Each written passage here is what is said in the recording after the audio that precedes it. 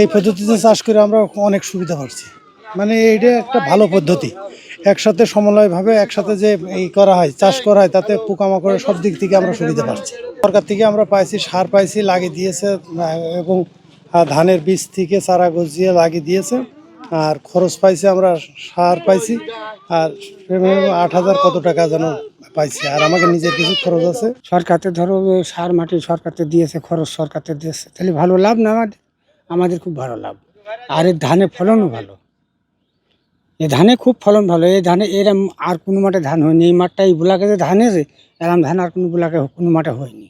আগে আরেকবার করিল এই মাঠে, লাভ ভালোই হচ্ছে।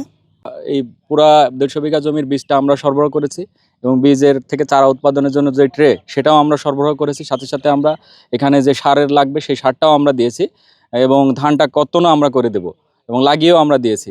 এখানে শুধুমাত্র কৃষকের তার সেচের খরচটা এবং যে আন্তঃপরিচর্যার খরচ এটাই কৃষকের, আর বাকি সম্পূর্ণ খরচটাই সরকার এখানে বহন করছে। একটি ক্রপ কাটিংও করেছি আমরা, 1/2 শতক জমিতে প্রায় 21 কেজির মতন ধান পেয়েছি, সেখানে ময়েশ্চার 17.5%। তো এইভাবে যদি আমরা হিসাব করে আমাদের বিঘা প্রতি প্রায় 26 থেকে 27 মণ ধান আসবে এবং হেক্টর প্রতি প্রায় 8 টনের মতো ফলন আসবে। প্রতিনিয়ত দেখতে পাচ্ছি যে ধান কাটার মৌসুমে কৃষি শ্রমিকের সংকট হয়। এই সংকটের মোকাবেলায় কৃষককে সহায়তা দেওয়ার জন্য আমরা যান্ত্রিক কৃষি নিয়ে আসছি, যা বিভিন্ন যন্ত্রপাতি নিয়ে আসছি। তার ভিতরে যেমন ট্রান্সপ্লান্টার, এটা দিয়ে যেমন ধান 1 বিঘা জমির ধান আপনি আধা ঘন্টার ভিতরে লাগিয়ে ফেলতে পারবেন। সাথে সাথে এই যে ধান এখন পরিপক্ক, এটা কাটতে গেলে শ্রমিকের অভাব, সাথে সাথে এরা ধান কাটা, আটি বাঁধা, মাড়াই করা, এটার জন্য যে পরিশ্রম এবং খরচ, সেটা আপনি আধা ঘন্টার ভিতরে আপনি যদি কম্বাইন্ড হারভেস্টার ব্যবহার করেন, এটা আপনার আধা ঘন্টার ভিতরে আপনার মাড়াই ঝাড়াই করে বস্তায় ভরে দেবে। বসুন্ধরা ট্যাপেন্ট এখন আরো উন্নত।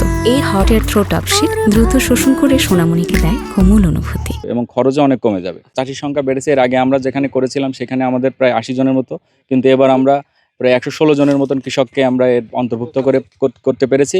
এবং পাশাপাশি অন্য কৃষকরা যারা এটা দেখতে পাচ্ছেন, এর সুফল দেখতে পাচ্ছেন, দ্রুত সময়ে ধান হারভেস্ট হয়ে যাচ্ছে, খরচ কমে যাচ্ছে, রোগবালাইয়ের আক্রমণ কমেছে, সাথে সাথে ফলন বাড়ছে এবং তারাও আগ্রহ ব্যক্ত করছে আগামীতে তারাও এই যান্ত্রিকীকরণের আওতায় আসছে। কৃষকরা খুব অগ্রিম ভালো একটি জাত, একই সময়ে সবাই সম্মিলিতভাবে, আমরা যেটাকে বলি যে সমবায়, আপনারা জানেন যে ব্যক্তিগত সম্পদ, রাষ্ট্রীয় সম্পদ এবং আরেকটি হচ্ছে সমবায়ী সম্পদ, যেটি আমাদের সংবিধান এবং আমাদের দেশের আমাদের যে গ্রামীণ ঐতিহ্য তারই একটি অংশ। এই মানসিকতাকে পোষণ করে কৃষিক্ষেত্রে আমরা যদি একে অন্যের সহযোগী না হই, তার যে একটি চমৎকার উদাহরণ এটি, যে এই সমলয়ে চাষ, সেটির যে প্রদর্শনী এখানে হয়েছে, তার আজকে সফল সমাপ্তির দিকে যাচ্ছে।